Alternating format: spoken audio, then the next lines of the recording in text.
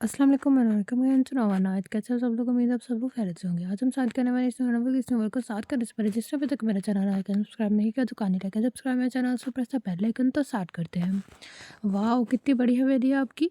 उफ और ये लॉन तो बहुत ही शानदार है। रोना बीबी चांद दादी के साथ हवेली के बाएं बाग की सैर करते हुए खुशगवार हैरत से कहा, पुत्र रूही उफ नहीं कहते, अच्छी चीज़ अच्छा और खूबसूरत मंजर देखकर माशाल्लाह कहते हैं, उससे उससे रब सोना खुश होता है। बीबी जान ने नरमी समझाया तो वो हजल सी होके बोली, जी सॉरी बीबी जान। अच्छा छोड़ ये बता, तुझे मेरी तेरी माँ ने इधर कैसे भेज दिया, वो भी अकेली लड़की को। आपको मेरा यहाँ आना बुरा लगा क्या? रूहा ने एकदम उसरदा होकर पूछा।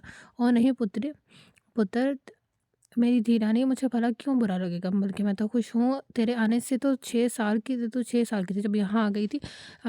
गई थी और अब माशाल्लाह 20 की हो गई है। पहले से ज़्यादा खूबसूरत भी। बीबी जान ने उसकी ठोड़ी पकड़ कर उसकी चांदनी लुटाते चेहरे के दिलकश नगोश को देखते हुए मोहब्बत और मुसरत से मुस्कुराते हुए जवाब दिया, शुक्रिया बीबी जान। और दरअसल पापा बिजनेस के सिलसिले में लंदन गए हुए हैं, 1 माह से पहले नहीं आएंगे। और मम्मा दुबई जा रही हैं, मेरी BSc के पेपर्स ख़त्म हो गए हैं। मैं फ़ारिग थी, मैंने सोचा क्यों ना मैं ये छुट्टियाँ आप लोगों के पास गुज़ारूँ। मामा बड़ी मुश्किल से राज़ी हुई थी। 1 माह से पहले तो कहीं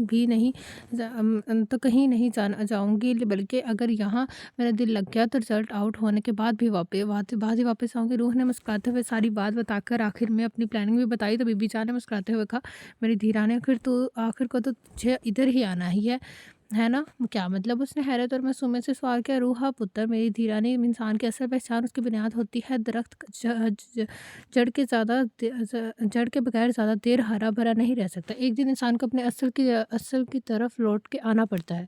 मैं समझ गई। पता है बीबी जान, अब्बा तो यहाँ आना चाहते थे लेकिन मम्मा ने नहीं आने देती। उन्हें पेंडू कहती हैं, रूहानी में अंदरी से मगर सुरदा लहजे में बताया। वो झल्ली है, नहीं जानती कि वो इसी पेंडू की बीवी है। बीबी जान ने धीरे से हंसकर कहा, बीबी जान पापा बचपन में कैसे थे, संजीदा, शौक और शरारती, कम गोया या बातूनी। बहुत शरारती था, बहुत बोलता था, लेकिन अपने बाबा जान से डरता भी था। उसे गाँव में रहने का बहुत ज़्यादा जितना शौक था, इतना ही हालात ने उसे गाँव से दूर और शहर से करीब कर दिया। बीबी जान बात करते करते सुरदा से हो गई थी, उनकी आवाज़ उभर गई थी, आंखें भीग गई थी। रूहा के दिल को कुछ होने लगा। ये पुरनूर चेहरे वाली प्यारी और शफीक हस्ती उसे बहुत दिल के करीब महसूस हो रही थी। खून का रिश्ता तो था ही, लेकिन एक माँ जो अपने बाप की जो बेटे की जुदाई में दुखी थी, उसकी बेबसी, तकलीफ और दुख ने रूहा जैसी हसास दिल लड़की को भी दुखी कर दिया था। बीबी जान आप फिक्र न करें, देखिएगा एक दिन पापा ज़रूर वापस आएंगे और मम्मा भी। रूहा ने उनका हाथ थामकर पर उम्मीद और जोशीले लहजे में कहा तो मुस्कुराते हुए गोया हुई, इंशाल्लाह पुत्र तेरी ज़ुबान मुबारक करे, अल्लाह तेरी ज़ुबान मुबारक करे। अच्छा चल अब कुछ खा पी ले, तो सुबह से भूखी प्यासी घर से निकली। और सरार और अमीना जहरा का तो कुछ पता ही नहीं है कितनी देर में वापस आएंगे। तू कब तक उनका इंतज़ार में भूखी बैठी रहेगी? नहीं बीबी जान, मैं बहुत एक्साइटेड हूँ यहाँ आकर। अब मैं उनसे मिलने के लिए बहुत बेताब हूँ। खाना उन सबके साथ ही खाऊंगी, वरना वो लोग क्या सोचेंगे, कितनी बेसब्री लड़की है, मेज़बान के बगैर ही खाना खा लिया, मुझे शर्मिंदगी महसूस होगी। वो मुस्कुराते हुए बोली। बीबी जान ने खुश होकर उसकी पेशानी चूमी, जीती रहो मेरे हसन की निशानी में, सदा सुखी रहो। चलो अंदर, मैं सरार को फ़ोन करके कहती हूँ जल्दी घर आओ जाए, कोई खाना खाने पे उसका इंतज़ार कर रहा है। उनको मेरा ना बताइएगा बीबी जान, मैं उन सबको सरप्राइज़ देना चाहती हूँ। वो इनका हाथ पकड़कर राहदारी से गुजरते हुए बोली, अच्छा नहीं बताती बीबी जान। उसकी बात पर हंस पड़ी। बस लोग रास्ते में है, 10-12 मिनट में पहुँच जाएंगे। मैं शरीफेन से कहती हूँ खाना गर्म करे और उनके आते ही दस्तरखान लगा दे, बल्कि आज मेज़ पर लगवाती हूँ। तुझे तो ज़मीन पर बैठकर खाने की आदत नहीं होगी ना, शहर में तो मेज़ पर खाना लगता होगा। बीबी जान ने सरार से फ़ोन पर बात करने के बाद वहाँ रूहा से कहा तो वो हंस पड़ी। सफ़ेद ट्राउज़र पर बेबी पिंक कलर की टी-शर्ट पहने हुए अपने स्याह सिल्की बालों को उसने खुला छोड़ रखा था। फ्रंट से बाल कटे हुए थे जो उससे और भी कम उम्र ज़ाहिर कर रहे थे। उसकी पुष्ट पर लहराते लंबे स्याह बाल उसके सादा और मासूम हुस्न को चार चाँद लगाए रखते थे, और उसे अपने ये लंबे बाल बस बहुत पसंद थे। हालाँकि मामा कई बार उसे कह चुकी थी कि बाल कटवा ले, बाबा मगर रख ले, बेबी कट कर रख ले, शोल्डर कट रख ले, मगर वो कहती मामा औरत का आधा हुस्न उसके लंबे घने खूबसूरत बालों में होता है, इसलिए मैं कटिंग नहीं करवाऊँगी। और मामा ने थक हार के कहना ही छोड़ दिया था। अब बीबी जान ने ज़हरा ने तालीम हासिल की है क्या? हाँ, सलार ने उसे पढ़ाया तो खूब दिल लगा के है। 12 जमातें पास कर लीं और अब आगे ही भी पढ़ रही है। तुमसे 2 साल छोटी है ज़ाहरा। बीबी जान ने अपनी पोती ज़ाहरा के मुतालिक उसकी मालूमात में इज़ाफ़ा किया। हूँ, ग्रेट तो ग्रेट, फिर तो मज़ा आएगा उससे मिलकर। वो खुश होकर बोली। उस वक़्त हवेली के बड़े से गेट पर गाड़ी के हॉर्न की गूंज सुनाई दी। ले आ गए तेरे ताए की बीवी। बीवी बच्चे, पर बीजा ने उठते हुए कहा। आप कहाँ चली? मैं शरीफैन को कह दूँ खाना लगा दें, अभी आई। ओके। वो उनको जाता देखकर खुद भागती हुई बाहर आ गई। जीप रुक चुकी थी। ड्राइविंग सीट पर सलार हुसैन मौजूद था। उसकी नज़र रोहा पर पड़ चुकी थी और उसकी आंखों में हैरत और नागवारी का तासुर उभर आया था। हैरत अपने घर में एक अनजान लड़की को देखकर हुई थी और नागवारी तो उसके लिबास को देखकर हुई थी। वो बिलाशुबह हसीन और जाज़ब नज़र आती थी, मगर सलार हुसैन पर उसका पहला तासर कुछ अच्छा नहीं पड़ा था। वो दादा खोलकर जीप से नीचे उतर गया और मीना, सलार की वालदा और ज़हरा भी जीप से उतर आई। वो दोनों सर से पाँव तक बड़ी सी चादर में लिपटी हुई थी। रूहा अपनी खुशी और जोश में सलार के गुस्से से सुर्ख होती सूरत को नहीं देख सकती थी। Hello aunty. हेलो ज़हरा। रूहा उनकी जानिब बढ़ते हुए मुस्कुराते हुए बोली। वह हैरत से उसे तक रही थी। आप कौन है बेटा? अमीना ने नरमी से पूछा। आंटी, आपने मुझे नहीं पहचाना? नहीं पहचाना इसलिए पूछा है मोहतरमा, सलार ने सख्त लहजे में वो कहा। ओ हाय सलार, मैं रूहा हूँ। रूहा हसन। हसन अहमद और जोहा हसन की बेटी। रूहा ने मुसाफे के लिए उसकी तरफ हाथ बढ़ाते हुए अपना तारुफ करवाया तो सलार के माथे पर बल पड़ गए। ओह! आई सी, ज़ोहा हसन की बेटी ऐसी है, बेबाक और आज़ाद ख़्याल हो सकती है। पहनने, ओढ़ने और मिलने-मिलाने के अताप और अंदाज़ से नावाकिफ़ मादर पर आज़ाद माँ की वैसी ही बेटी। My foot. सलार हसन ने बेहद नागवारियत और गुस्से से नफ़रत भरे लहजे में कहा। ए मिस्टर, आपको मेरी मॉम की इंसल्ट करने का किसी कोई हक़ नहीं है। रूहा ने गुस्से से तप कर कहा और उस पर तौहीन पर वो रूह तक तक सलग कर रह गई थी। मुझे आपकी मॉम की इज़्ज़त करने का भी कोई शौक़ नहीं है, समझी? वो दाँत पीसता हुआ, आँखों में अंगारे बरसाता हुआ बोला। सलार बेटा, मेरी बुरी बात है। रूहा हमारी मेहमान है और बीजी, आप करें इसकी मेहमानदारी। मुझसे कोई तोक़ा मत कर रखिएगा मैं इस लड़की की आबोकत करूँगा। गुस्से और नफ़रत भरे लहजे में बोलता हुआ आगे बढ़ गया तो बीबी जान का सदमे से सफ़ेद होता चेहरा उसके सामने नज़र आया। वह नज़रें चुरा गया। अमीना और ज़हरा अलग ही अपनी जगह शर्मिंदा सी खड़ी थी। वो जो बहुत मान और मोहब्बत और मसरत से उन सब से मिलने आई थी, उससे ऐसा लगा कि जैसे बड़ी महफ़िल में उसके बेलबास कर दिया गया है, जैसे बीच बाज़ार से उसकी इज़्ज़त धज्जियाँ बिखेर दी गई हैं। माफ़ करना बेटी, सलार ज़रा गुस्से का तेज़ है, दिल का बड़ा नहीं है। मैं किसी वजह से परेशान था, बदकिस्मती से सारा गुस्सा तुम पर निकल गया। मीना ने अपनी शर्मिंदगी मिटाने के उसके शाने पर हाथ रखकर बात बनाते हुए कहा तो वो भी जबरन मुस्कुराते हुए बोली। इट्स ओके आंटी, आप लोग थक गए होंगे, सफ़र से आई हैं, प्लीज़ रेस्ट कीजिए। I am fine. अरे बेटी, हम तो शहर शॉपिंग के लिए गए थे, थकन कैसी, आओ ना अंदर चला। यहाँ तो बहुत गर्मी है। मीना ने रूह को अपने साथ लगाते हुए बड़ी नरमी से कहा। ज़हरा भी उनके साथ चलती हुई अंदर आ गई। तुम सब हाथ मुँह धो लो, मैं खाना लगवा दिया है। बीबी जान, आपने भी अभी तक खाना नहीं खाया, 3:30 बज रहे हैं। सराहना हैरान होकर कहा। पुत्र, मैंने तो ज़ोहर की नमाज़ पढ़ते ही खाना खा लिया था, पर तुम सबको तो खाना खाओगे ना? हमने शहर में ही खा लिया था। सराह ने बताया तो रूहा मज़ीद शर्मिंदा होगी। जी बीबी जान, भाया ने बहुत अच्छे रेस्टोरेंट में खाना खिलाया है हमें। ज़हरा ने खुशी से मुस्कुराते हुए कहा। रूहा को इस वक्त अपना आप मिसफिट महसूस हो रहा था। वो वहाँ से भाग जाना चाहती थी। वो ये जो जहाँ बहुत से दिन रहने का सोच रही थी, अब एक सेकंड भी यहाँ रुकना नहीं चाहती थी। रूहा ने तुम सबके इंतज़ार में अब तक खाना नहीं खाया। बीबी जान ने बताया था। सरार ने एक निगाह गलत उसके चेहरे पर डाली थी। अमीना और ज़हरा बाकायदा शर्मिंदा हो गई थी। रूहा बेटी, चलो तुम खाना खा लो। अमीना ने कहा। थैंक यू आंटी, मैं थक गई हूँ और आराम करना चाहती हूँ। बीबी जान, मुझे मेरा कमरा दिखा दें, मैं अब सोऊंगी। कुछ देर सी रूहा ने मुस्कुराते हुए कहा। तेज़ी से वहाँ से निकलते हुए कमरे की तरफ चली गई। सलार पुत्र, तूने चंगा नहीं किया। उसके साथ वो बेचारी सुबह नाश्ते के बगैर इधर के लिए रवाना हुई गई थी। मैंने खाना खिलाना चाहा तो बोली वो सब बचाएंगे तो उनके साथ ही खाऊंगी। वो तूने उस मासूम को आते ही बेइज्जत कर दिया ना। मुझे बता वो जैसी भी है, उसने उस बेचारी का क्या कसूर? जैसा माहौल तरबियत उसे मिलेगी वो वैसी ही बनती ना। और वो तो बहुत मासूम है। कैसी खुश थी तो तुम सबसे मिलने के लिए ख्याल से, पर तूने तो उस मासूम का दिल ही तोड़ दिया। अब वो भूखे सो गई। ये तो हमारी हवेली की रवायत ही नहीं है कि हमको भूखे को खाना खिला के भेजते हैं, और तूने अपने घर आए मेहमान को। बीबी जान, मुझे क्या मालूम था कि वो भूखी बैठी है। हमारे इंतज़ार में आप खिला दें उसे खाना। वैसे भी जब भूख लगेगी खुद ही किचन का रुख कर लेगी। देखा नहीं आपने कितना आज़ाद ख्याल है, ऐसे घूम फिर रही थी इस हवेली में जैसा उसके बाप की हो। वो गुस्से से बोला। हाँ, तो उसमें क्या गलत है? ये हवेली जितनी तेरे बाप की है उतनी ही उसके बाप की भी है। सुना तूने? बीबी जान ने कहा तो वो सर झटकता अपने कमरे में चला गया। रूहा तो वो वहीं दरवाज़े के बाहर खड़ी थी। अब तक उनकी बातें सुन रही थी और अब कमरे में आकर बेसुसी होकर बिस्तर पर टह गई। आंसू बनकर की बात तोड़कर बाहर निकले थे और वो उसकी तौहीन की और बेइज़्ज़ती पर फूट-फूट कर रोने लगी। भूख और थकन तो पहले ही उस पर हावी थी। रोते-रोते उसकी आँख लग गई। नूर हवेली। नूर बीबी यानी बीबी जान के नाम से मशहूर थी। अहमद अली बीबी जान के शौहर थे। ज़मींदार थे। शहर में एक फ्लोर मिल और शुगर मिल भी थी। हसन और हुसैन उनके बेटे थे। दोनों को उन्होंने शहर में आला तालीम दिलवाई थी। हुसैन की शादी ख़ानदान में ही नूर बीबी से की भांजी अमीना से कर दी गई थी। हसन अपनी क्लास फेलोज़ रूहा को पसंद करता था, ज़ोहा को पसंद करता था।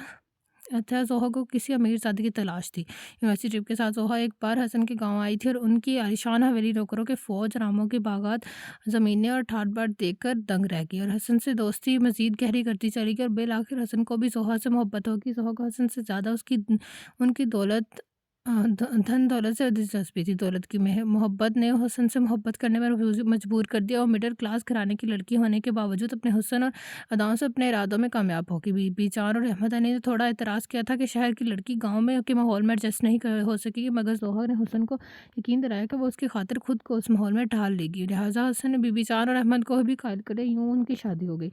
मुश्किल 1 माह ज़ोया हवेली में रही थी, फिर उसने हसन को शहर सेटल होने पर आमादा कर लिया। अहमद अली ने मामले को हवा देना मुनासिब न समझा। शहर में फ्लोर मिल और शुगर मिल की निगरानी का काम हसन अहमद के सुपुर्द कर दिया। यह माकूल बहाना और जवाज़ था हसन अहमद के शहर सेट होने का। सो वो हंसी खुशी शहर सेट हो गए। हुसैन अहमद और अमीना के हाँ पहले सलार और फिर 8 साल बाद ज़हरा ने जन्म लिया था। हसन और जोहर ने के हाँ शादी के पहले साल अहद की पैदाइश के 4 साल बाद रोहा पैदा हुई हो गई। गाँव आना-जाना लगा रहता था। अहमद अली की वफ़ात के बाद ज़ोहा अपना और अपने बच्चों का हवेली जाना जैसे ममनू करार दिया था। हसन अपनी बीवी की बदज़ुबानी से बहुत ख़ाइफ़ थे। उन्हें जल्द ही एहसास हो गया कि ज़ोहा ने उनसे दौलतमंद बनने की ग़र्ज़ से शादी की थी। मोहब्बत और वो वक़्ती उबाल था। अब वो पैसे हाथ लगते ही न जाने अपनी कौन-कौन सी महरूमियाँ और ख्वाहिशें और तमन्नाओं की तकमील कर रही थी।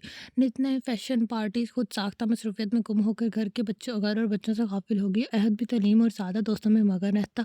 रूहा चूँकि हसन से ज़्यादा अटैच थी, इसलिए तलीम में हमदान के उनके हौसला अफ़ज़ाई और अपनी सहानत और मेहनत की वजह से हमेशा शानदार ग्रेड हासिल किए थे। हसन ने एक गारमेंट की फैक्ट्री बना रही थी। उसी सिलसिले में लंदन भी जाते-जाते रहते थे। सलार हुसैन और ने ज़राअत में एमए किया था। हसन अहमद एक बार शहर हसन से मिलने गए थे। सलाब भी साथ था। उन्होंने फ्लोर मिल और शुगर मिल के हिसाब किताब चेक करने और कुछ रकम पर हर महीने बीबी जान को भिजवाने की बात की, तो हसन के बजाय ज़ोहा ने बहुत रऊनियत और गफ्तगी से जवाब दिया।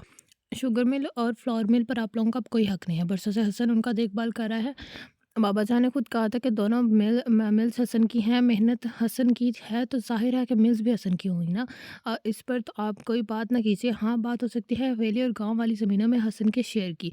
हसन की जो भी हिस्सा बनता है आप शराफत से खुद ही दीजिएगा, वरना हम कोर्ट में जाने पर मजबूर होंगे। ज़ोहा, ये क्या बकवास कर रही हो? खामोश रहो तुम। हसन के ज़ीले ज़हर लहजे में बोले, क्यों खामोश रहूँ? आप हक है आपका। मोहतराई भाभी फ्लोर मिल और शुगर मिल को गंदम और गन्ना हम फराहम करते हैं अपने घर का बिज़नेस समझकर। अगर ना फराहम करें तो इसके लिए हसन को कहीं और से बंदोबस्त करना पड़ेगा और मैं भी कोई और आदमी ढूंढ लूँगा। संजीदगी से कहा तो मगर हुसैन ने संजीदगी से कहा था, मगर उनका दिल भावज के इस रवैये से और बातों से पाश-पाश कर दिया था, तो हसन भी कहीं और से माल खरीद लेंगे। ज़ोहा ने बेनियाज़ी से जवाब दिया, ज़ोहा बेगम, तुम्हारा दिमाग ख़राब हो गया है, तुम जाओ अंदर, मुझे भाईजान से बात करने दो। हसन खजालत से सीख कर कहा तो बोली, बात तो मैंने कर ली भाईजान से, अब तो अमल करना बाकी है। हवेली और गाँव वाली ज़मीनों में आपका जो भी हिस्सा है वो भाईजान को देना ही होगा, वरना क्या। हुसैन अहमद दिल थाम कर अपनी जगह से खड़े हुए थे। साथ ही सरार उनका बाजू पकड़कर उठ खड़ा हुआ। हम अदालत से रुजू करेंगे। सोहा ने बेनियाजी से जवाब दिया। हुसैन, ये क्या बकवास सुन रहा है? तुम्हारी बीवी हम भाइयों के बीच दरारें डाल रही हैं। भाईजान, ये क्या हुआ? हसन ने हुसैन अहमद को दिल मसलते देखा तो दूर दौड़ कर करीब है। ऐसा कुछ नहीं होगा भाईजान, ये औरत को तो पागल है, दौलत की दौड़ में अंधी हो गई है। मेरी ज़िंदगी की सबसे बड़ी गलती थी जोहा से शादी करना। हसन ने उन्हें संभालते हुए कहा तो ज़ोहर चिल्लाने लगी, हाँ हाँ, सबसे बड़ी गलती हूँ तो छोड़ दो, मुझे तलाक दे दो, तलाक संभाल लेना अपनी औलाद को खुद ही। शट अब खामोश हो जाओ जाहिल औरत, हसन ने गुस्से से चीख कर कहा तो हुसैन ने वो मुश्किल कहा। हसन ने, मेरे भाई अब बाबा चांद चले डॉक्टर के पास, चच्ची गंदी है। सलार तकरीबन रोते हुए बोला और हसन और सराब उन्हें हॉस्पिटल ले गए, मगर दिल का दौरा इतना शदीद का जान जान ना हो सब अनजान हो गए। भाई की मौत ने हसन को बीवी से मुतफ़क्र कर दिया और सलार को ज़ोहद को तो अपने बाप की मौत का ज़िम्मेदार समझता था। कातिल कहता था अपने बाप की ज़िंदगी का, इसलिए ज़ोहद से शदीद नफ़रत करता था और ये नफ़रत गुस्सा बनकर उसके वजूद का हिस्सा बन गई थी। और यही नफ़रत थी जो उसका आज रूहा रूहा पर अंडेली थी, क्योंकि वो उस औरत की बेटी थी जो इसकी तल्ख़ और तौहीन आमीज़ बातों ने उसके प्यारे बाबा जान की जान ले ली थी। उसे बाप की शफ़क़त से महरूम कर देता, यतीम कर देता, खुले आसमान तले जलती धूप में ला खड़ा किया था।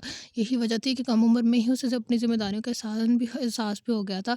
उससे माँ, बहन और दादी सबको तसल्ली और दिलासा और हौसला देकर सँभाला था। अपना दुःख और गम अपने गुस्से में समो दिया था। उसके गुस्से से सभी डरते थे। एक बीबी जान को उनकी बात वो सुनता मानता था। माँ की जवानी भी में बेवगी का घाव भी कभी-कभी उसे बहुत अज़ियत में मुब्तला कर देता था। और इसलिए अपना पत्थर दिल और सख्त का हो गया था।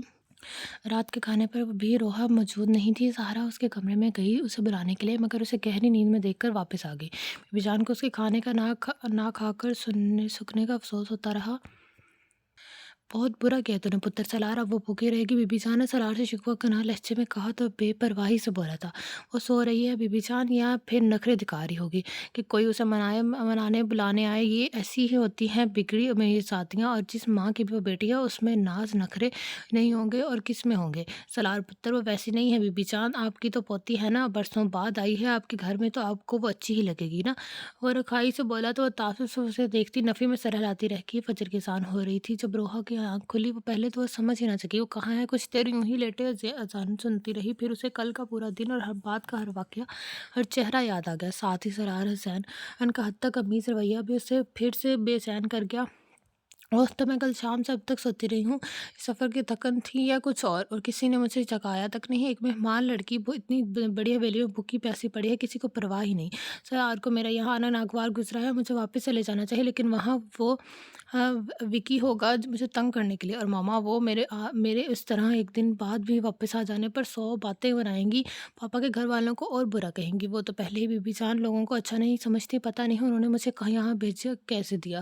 मैं तो पापा की बीबी जान के पास वापस लाना चाहती थी। अगर मैं खुद ही डर डर कर हिम्मत हार जाकर वापस चली जाऊंगी तो ऐसा कैसे मुमकिन हो सकेगा। और बीबी जान को मेरे यहाँ आने से पापा से मिलने की उम्मीद बन गई और उम्मीद टूट जाएगी। ये नहीं, मैं बीबी जान की उम्मीद टूटने नहीं दूंगी। सलार हुसैन की कड़वी तसल्ली बातें मुझे बीबी जान की खातिर सुनना और सहना पड़ेगी। रोहा ने लेटे लेटे अपने दिल में सोचा। अल्लाह अकबर, अल्लाह अकबर। अज़ान की आवाज़ उसने उस वक़्त बहुत अरसे बाद सुनी थी और उसे बहुत अच्छा लग रहा था।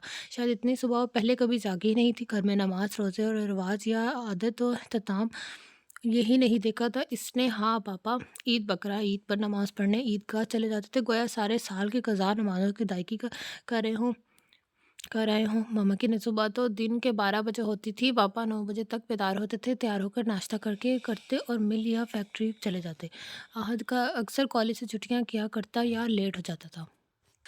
पापा इसे डाँटते रहते थे, तभी जैसे-तैसे उसने बीसीएस का कर लिया था और कंप्यूटर और दोस्तों में सारा वक़्त मसरूफ़ रहता था।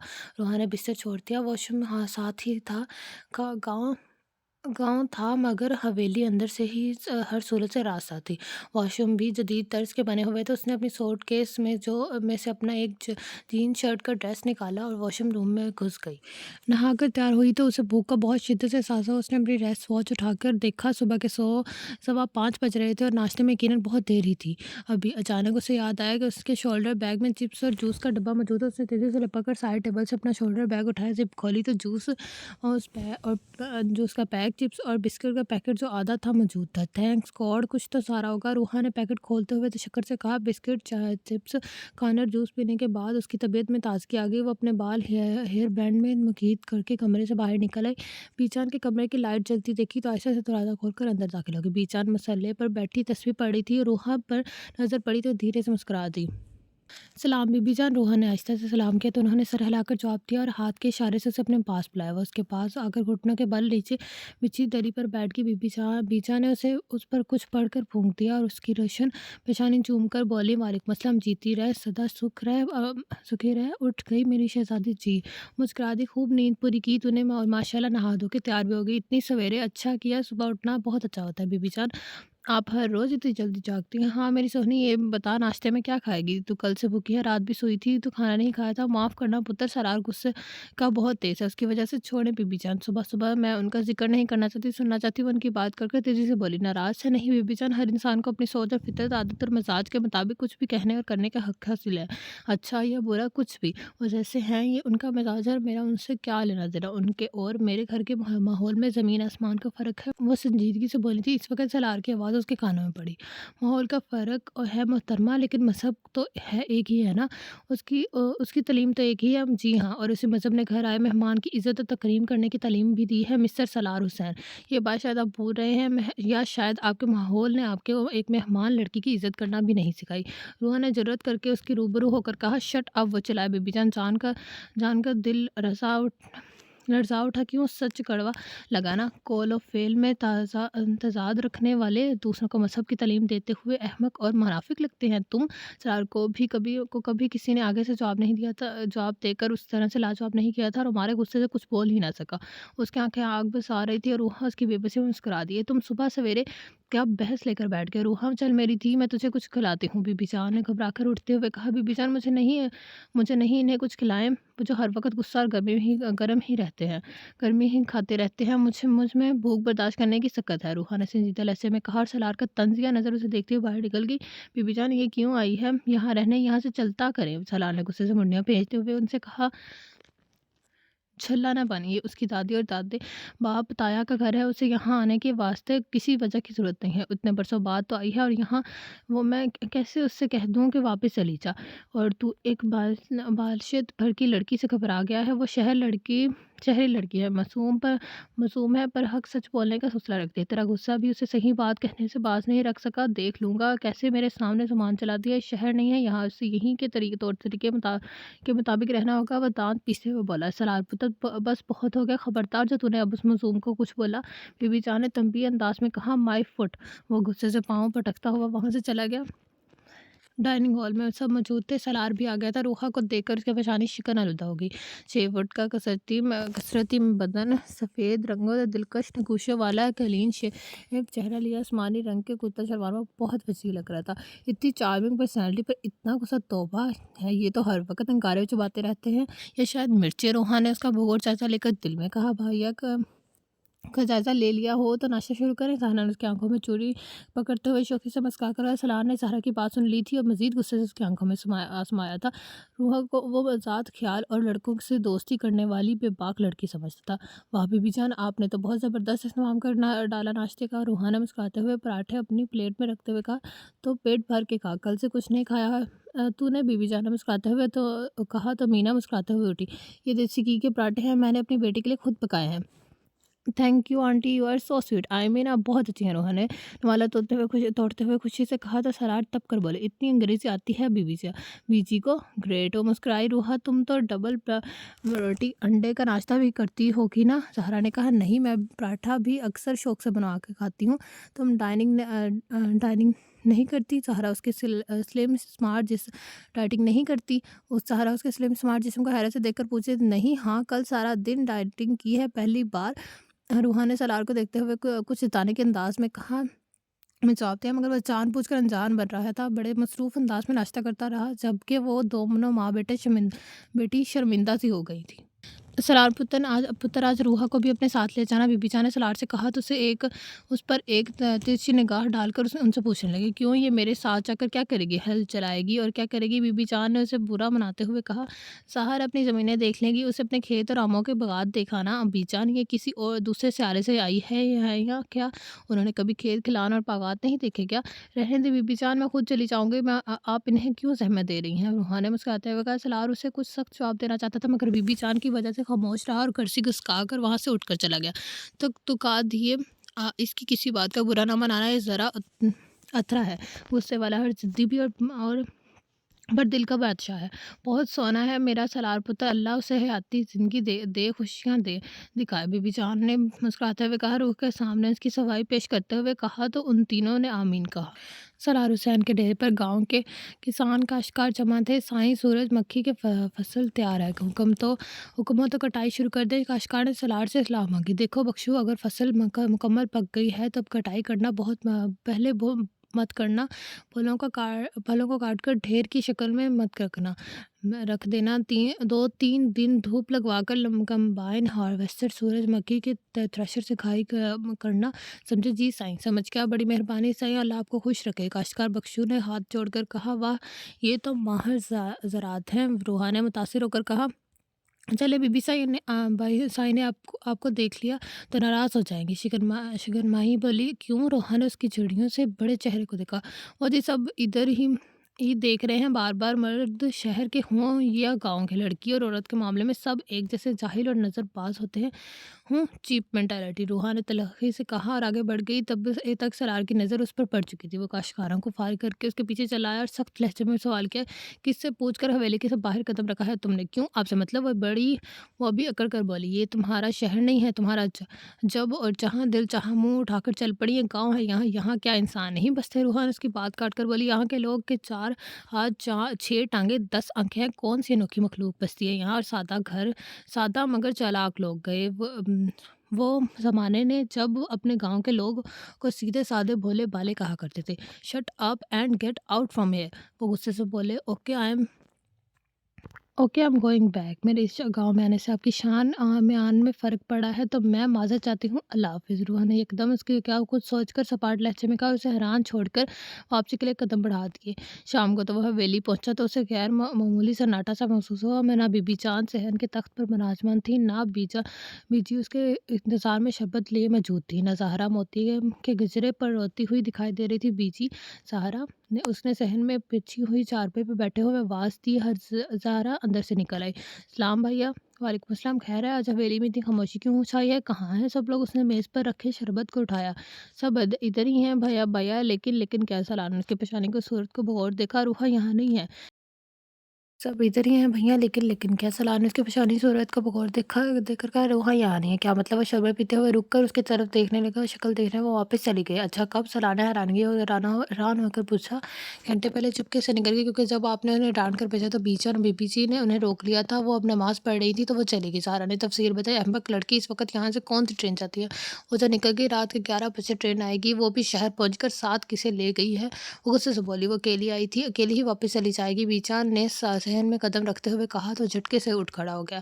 क्या? मेरे खुदाया, मुझे अंदाज़ा नहीं था कि वो सचमुच गाँव से वापस चली जाएगी। तो खुश हो जा, चली गई वापस। क्या सोचती होगी बेचारी, एक दिन भी टिकने नहीं ना दिया उसके ताया साद ने उसे। उसके दादा की हवेली में क्या इज्जत रह गई हमारी इसके नज़र में? बोल, उसे यूं बेइज्जत करके तेरी और इस हवेली की इज्जत में कौन से 4 चांद लगे? वो तो फासले मिटाने आई थी, हसन को दोबारा यहाँ लाने की उम्मीद लाई थी। पर तूने तूने तो इस मासूम का दिल ही तोड़ दिया। रोती रही थी घंटों वो यहाँ आके, क्या कहा था तूने उसके? वापस चली गई जा। बीजा ने भीगी थी लरसती आवाज़ में नाराज़ लहजे में कहा तो होंठ भींच के रह गया। पुत्र जा देख, वो पैदल निकली है, ज़्यादा दूर नहीं गई होगी। जा मेरा पुत्र, उसे ढूंढ के ले आ।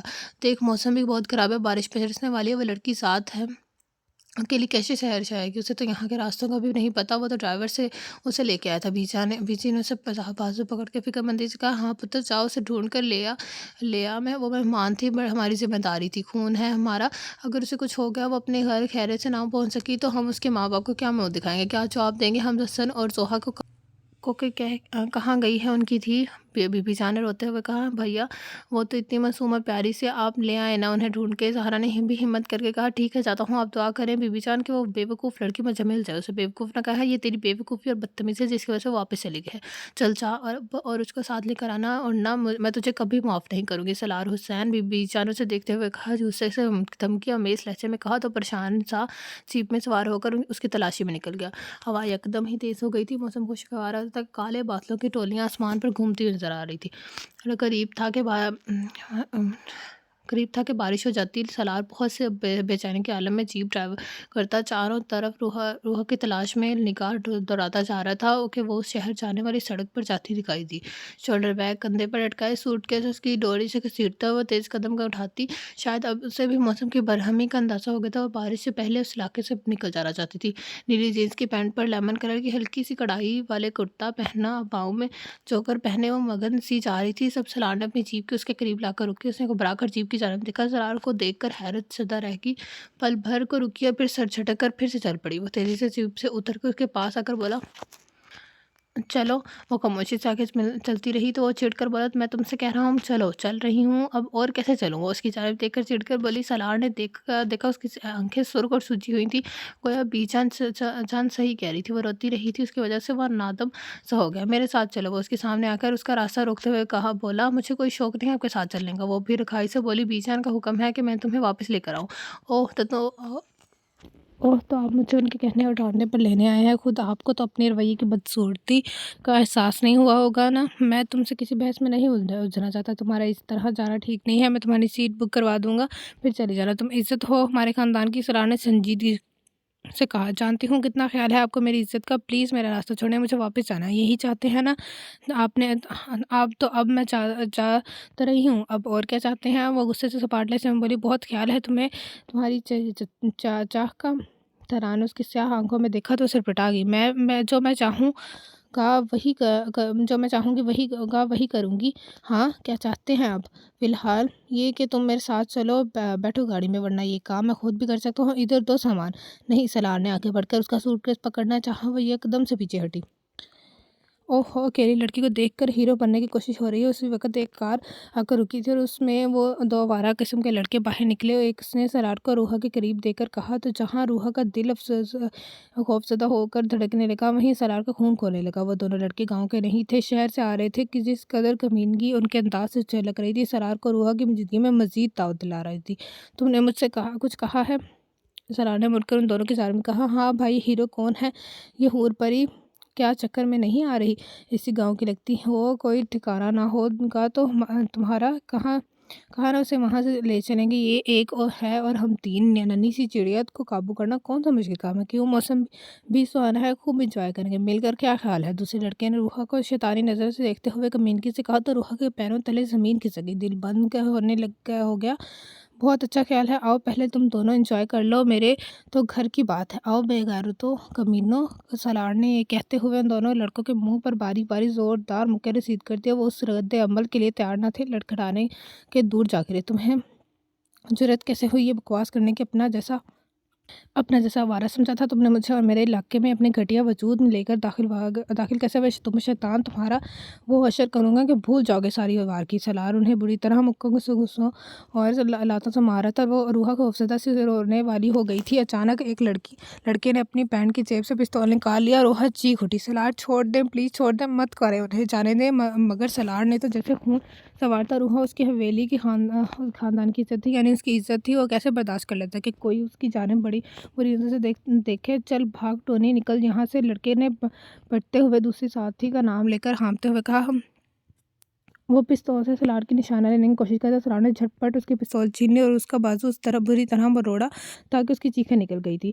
मत मारे, बस करे, रुक जाओ। वहशी रूहा रोते हुए चिल्लाई, दफ़ा हो जाओ, अगर दोबारा अब तुम दोनों मुझे इस इलाके में इसके आस-पास भी नज़र आए, जिंदा नहीं वापस नहीं जाओगे, सुना तुमने? सलार गुस्से में भरा हुआ चिल्ला रहा था। जज जी, चल सरमत, तू मरवाएगा, उठ भाग। टोनी ने जख्मी का उठाते हुए कहा। दोनों जख्मों से चोट बड़ी मुश्किल से गाड़ी में बैठे, गाड़ी स्टार्ट की और वहाँ से वापस पलट गए। सलार ने अपने कपड़े झाड़कर आसमान की तरफ देखा जो मीना बरसा रहा था और फिर रोहार पर निगाह पड़ी जो खौफ से रो रही थी। देख लिया घर से अकेले निकलने का नतीजा। सलार ने उसके करीब आकर के जो उन जवान खूबसूरत लड़कियों, वीरान सुनसान और रास्ते खराब, मौसम सभी कुछ इनके हक में था। अगर मैं ना आता तुम्हारे पीछे तो जानती हो क्या हो जाता। वो बोली, कुछ नहीं, बस रोते रोते उसके कुशादा सीने में चेहरा छुपाकर बिलखने लगी। रूहा सलार